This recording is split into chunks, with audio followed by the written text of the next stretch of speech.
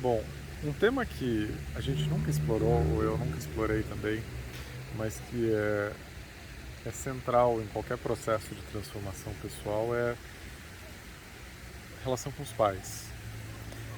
E quando a gente fala, né, do processo de despertar, ou transformação de consciência, esses elementos dinâmicos, né, ou psicodinâmicos, né, que normalmente são o foco da psicanálise ou de qualquer terapia, né, que é o vínculo com o pai, com a mãe, com a família, isso não é muito bem explorado. Na minha própria caminhada eu sempre senti falta de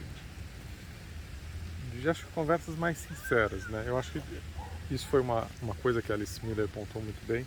Existe um tabu na nossa cultura em falar de que maneira os pais podem deixar feridas importantes nos filhos, né?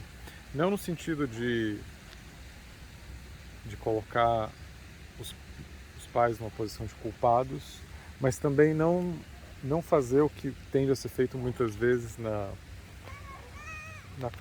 nas constelações familiares, que é de promover um perdão um pouco prematuro, né? De os pais têm que ser perdoados porque eles fizeram o melhor, eles têm que ser honrados.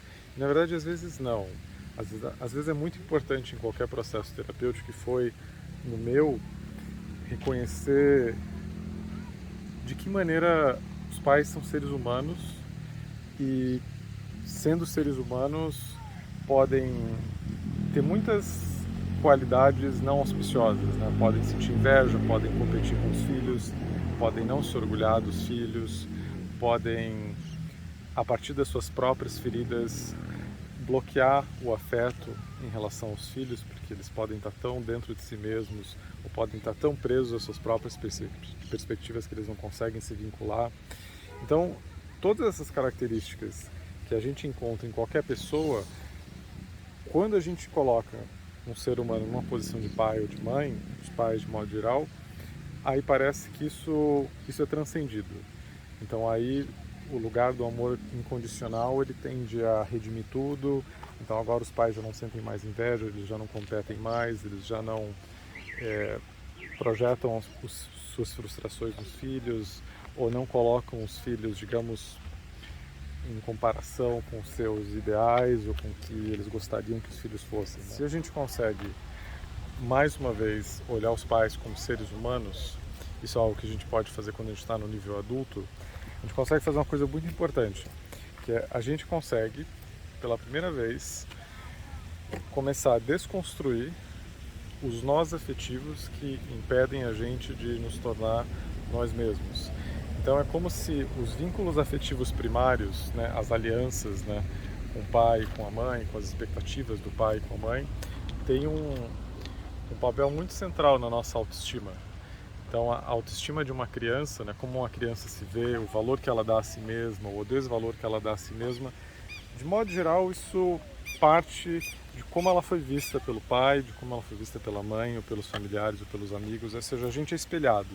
Então quando o mundo espelha a gente, e o espelhamento principal vem dos pais, esse espelhamento ele é introjetado, né? Então você começa a se entender, você começa a ter uma impressão de si mesmo, uma ideia de si mesmo, um conceito de si mesmo, tua autoimagem, a partir desse espelhamento. Então aí você sabe qual é o teu valor, quem você é no mundo, o que você deve fazer, quais desejos você deve seguir, quais sonhos. Ou seja, você começa a desenvolver um eu a partir dessa relação. Quando essa relação é problemática, quando esse espelhamento é problemático, e na nossa cultura ele é problemático para a maior parte de nós, porque a gente vive numa cultura que está vivenciando uma crise psíquica e existencial profunda, quando esse vínculo é problemático, a experiência que você tem de você mesmo ela é disfuncional. Ou seja, você não consegue olhar para o teu interior, para a tua afetividade, para a tua dimensão cognitiva. Você não consegue ver a tua vida interior como essencialmente boa. É como se você partisse de um problema primário. Tem alguma coisa que falta no nível muito fundamental porque isso nunca foi atribuído, ou seja, ninguém nunca te viu inteiramente. Ou seja, quando esse espelhamento não ocorre, quando os pais efetivamente não veem os filhos, o que eu quero dizer com não veem os filhos? Não reconhecem eles como seres seres próprios, não a partir das próprias projeções deles, mas a partir do que os filhos realmente são, os filhos terminam adquirindo um falso eu, um falso sistema de eu, uma falsa identidade. Então isso tem implicações para todo o sistema psíquico, ou seja, para como você sente as suas emoções, para a tua autoimagem, para como você se relaciona com as pessoas. É como se você adquirisse uma interface que não é tua e que é meio que atribuída a você por intermediário dessa relação problemática que os pais estabelecem com os filhos. Então vamos lá, tem esse espelhamento constitui o sujeito, constitui quem você é. De modo geral, ele parte do vínculo com o pai, do vínculo com a mãe. Isso faz você ter o teu valor próprio, você poder avaliar a si mesmo, poder determinar qual que é o teu valor. E quando você chega na idade adulta, se esse espelhamento foi disfuncional, você percebe que você ainda está operando de um jeito infantil, ou seja, a relação que você tem com você mesmo e com os outros ainda opera de um jeito infantil, porque essa relação básica ela não aconteceu. Então tá, e o que a gente pode fazer para começar a realmente a curar essas feridas, a curar esse vínculo primário que definiu a tua identidade de uma certa maneira? Bom, é aí que entra o ponto de virada, né? E que é algo que tende a não ser muito bem explorado, que é o seguinte: enquanto os pais ocupam um lugar idealizado dentro da tua psique, ou dentro da tua consciência, isso não consegue acontecer.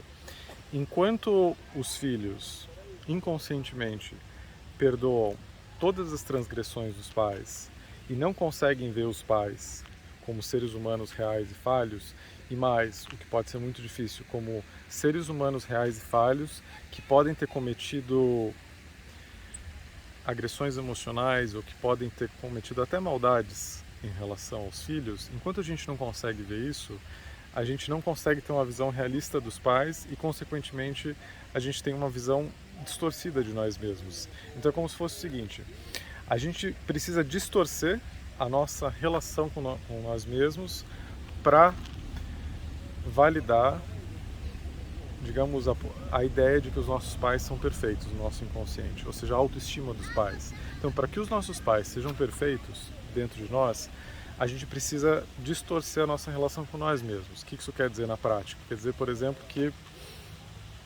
se você tivesse numa relação normal, não de pai e filho, alguém te faz uma maldade, ou alguém te agride emocionalmente, diz algo que você não gosta, e você reconhece isso, fala, essa pessoa ela está agindo de um jeito errado, ela está fazendo algo que não é legal. E você consegue reconhecer isso, falar, eu não vou atribuir essa culpa a mim, eu não sou culpado por isso. Ela fez isso e ela me afetou de alguma maneira, e aí, bom, ela me agrediu, por exemplo, e agora eu estou me sentindo assim. Agora, numa relação que não tem essa, digamos, essa naturalidade de perceber isso, que é, por exemplo, a relação com os pais, isso não acontece. O que tende a acontecer é que você pode, em muitas situações, por exemplo, assumir numa interação problemática desse tipo, numa interação agressiva, se assumir o culpado. Porque se você se assume o culpado, a outra pessoa que cometeu essa falta, que cometeu essa transgressão, essa maldade, essa agressão, por exemplo, a outra pessoa ela é aliviada dessa responsabilidade. Então a pessoa ela pode agir da maneira que ela sente que é mais razoável, o que ela prefere, sem consequências emocionais. Isso é muito comum na relação com os pais de pais e filhos, porque é uma relação na qual os filhos estão completamente vulneráveis. Então, numa relação na qual você está completamente aberto, completamente vulnerável, você está muito... Se a relação não é saudável, qualquer coisa que venha da outra pessoa passa por você, você não tem defesas. Ou seja, a gente só consegue construir as nossas defesas dentro de uma relação na qual você não está completamente entregue. Mas se você está completamente entregue, completamente vulnerável, você não tem defesas. Uma criança não tem defesas emocionais. ela não pode nem conceber os pais como sendo potenciais agressores ou pessoas que podem gerar algum tipo de mal, algum tipo de sofrimento. Então, se a gente desconstrói isso, o que não é fácil, a gente começa, no nosso inconsciente, a ter os pais como pessoas reais, como pessoas falhas, como pessoas que na nossa trajetória biográfica podem ter sido fontes de grande parte dos sofrimentos que a gente herdou depois. Agora, como é que a gente escapa do erro de falar de fazer o seguinte: então os pais são os responsáveis por tudo, então tudo que está acontecendo de errado na minha vida eu posso dizer que vem dos nossos pais. Não, não é isso. Não é isso dessa maneira tão simplista. É dizer o seguinte: é dizer que a relação que a gente mantém com nós mesmos, ela pode se beneficiar completamente por essa desconstrução do ideal dos pais. Porque uma vez que você começa a perceber que aquilo que você carregava como, por exemplo, uma marca de desamor, que você não é digno de amor, ou que você é falho, ou uma marca da tua autoestima, que você não foi reconhecido, que teu pai não teve orgulho de você, ou que tua mãe não teve orgulho de você, essas marcas muito básicas, elas podem ser dissolvidas e desconstruídas se a gente faz isso. E uma vez que isso muda dentro de alguém, uma vez que você resgata teu orgulho, tua autoestima e até o teu amor próprio, que pode ter sido prejudicado significativamente dentro de uma relação familiar problemática, aí a vida de uma pessoa muda. Aí todas as áreas da tua vida, sejam relacionamentos, trabalho, tudo isso muda. E isso é algo completamente central dentro de qualquer processo terapêutico de transformação pessoal. Agora bem, qual que é a conexão desse processo de desconstrução da dinâmica do que a gente introjetou, do que a gente absorveu dos pais? Qual que é a conexão disso com o despertar, com o processo transpessoal, com a iluminação até? Bom, é claro que a gente pode falar muita coisa sobre isso, até fazer uma série de vídeos, mas a gente pode dizer o seguinte, que essas marcas kármicas, né, esses samskaras, eles são talvez os mais densos, eles são os mais inconscientes mesmo. No momento, ou na hora que você consegue finalmente iluminar isso, que isso deixa de ser um automatismo inconsciente, que isso vem para a consciência, você consegue ver esses padrões afetivos e relacionais operando em você, no momento que isso acontece, a consciência já está significativamente presente, de uma maneira que ela já consegue, ela está quase no ponto de encontrar, digamos, o coração original, ou a tua essência.